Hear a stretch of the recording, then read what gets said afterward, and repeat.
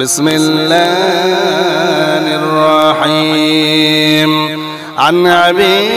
هريرة رضي الله تعالى عنه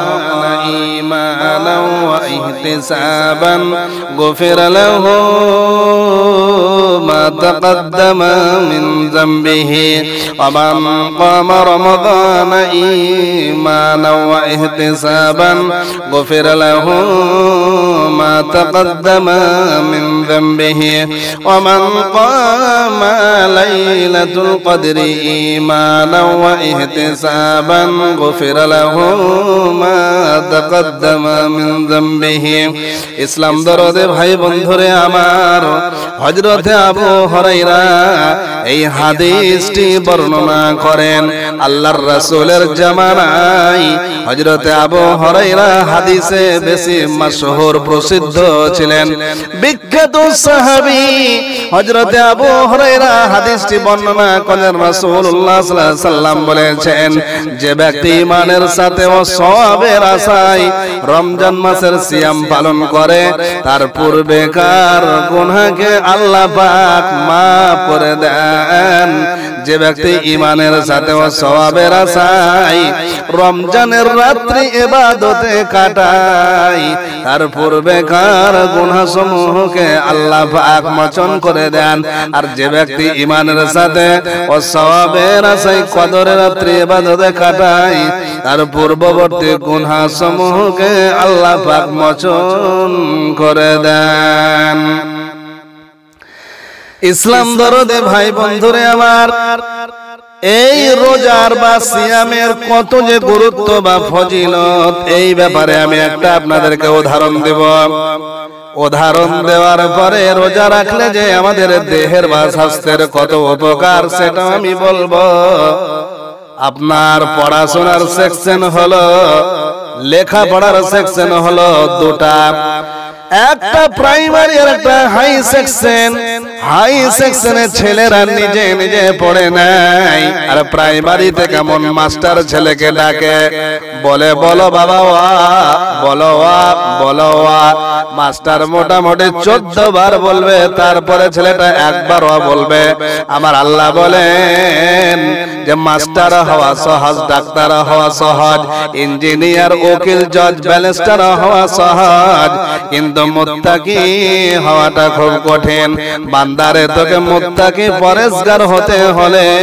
তোকে হাই সেকশনেও পড়তে হবে প্রাইমারিতেও পড়তে হবে আমার আল্লাহ বলেন হাই সেকশনের খোঁজ মানে প্রাইমারির ওস্তাদ আমি তোকে মুত্তাকিটা বানিয়ে নেব কেমন করে বানাবো আমার আল্লাহ বলেন বিসমিল্লাহির রহমানির রহিম ইয়া আইয়ুহাল্লাযীনা আমানু কুতিবা আলাইকুমুস সিয়াম কামা কুতিবা আলাল লাযীনা মিন ক্বাবলিকুম লাআল্লাকুম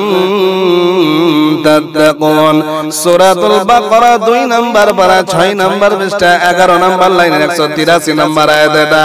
আল্লাহ পাক বলেন ইয়া আইয়ুহাল্লাযীনা আমানু হে মুমিন বান্দারা কুতিবা আলাইকুমুস সিয়াম আমি তোমাদের উপর রমজান মাসের রোজাকে ফরজ করেছি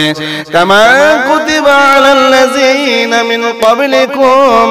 যেমন করে তোমাদের পূর্বপুরুষের উপর ফরজ করেছিলাম এটা করা আমার উদ্দেশ্য হচ্ছে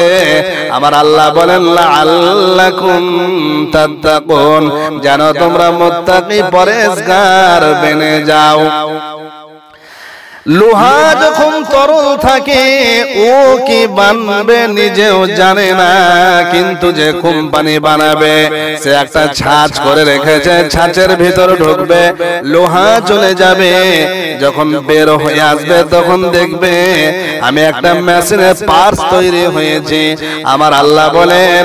রোজাকে এমন একটা ছাঁচ করে তৈরি করেছি বান্দারে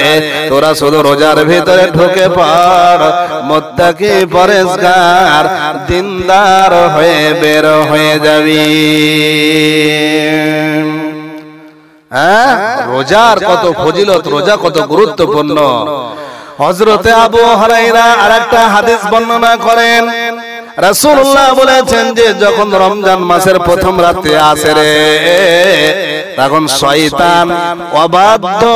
শয়তান ও জিনকে আল্লাহ পাক শিকলে বেঁধে দেন, আবদ্ধ করা হয়। জাহান্নামের দরজা সমূহকে আল্লাহ পাক বন্ধ করে দেন এবং জান্নাতের দরজা সমূহকে আল্লাহ পাক খুলে দেন। অথবা জান্নাতের কোনো দরজা বন্ধ করা হয় না। এই মাসে এক আহ্বানকারী আহ্বান করতে থাকে, ডাকতে থাকে, কল্যাণের অন্বেষণকারী অগ্রসর হও আর মন্দের অন্বেষণকারী থামো। আল্লাহ তাআলা এই মাসে বহু ব্যক্তিকে জাহান্নাম থেকে মুক্তি দেন। কত ফজিলতের মাস, কত রমজান মাসের গুরুত্ব বা ফজিলত। প্রিয় ভাই বন্ধুরে আমার, এইভাবে বলতে লাগলে অনেক সময় লাগবে। পরবর্তী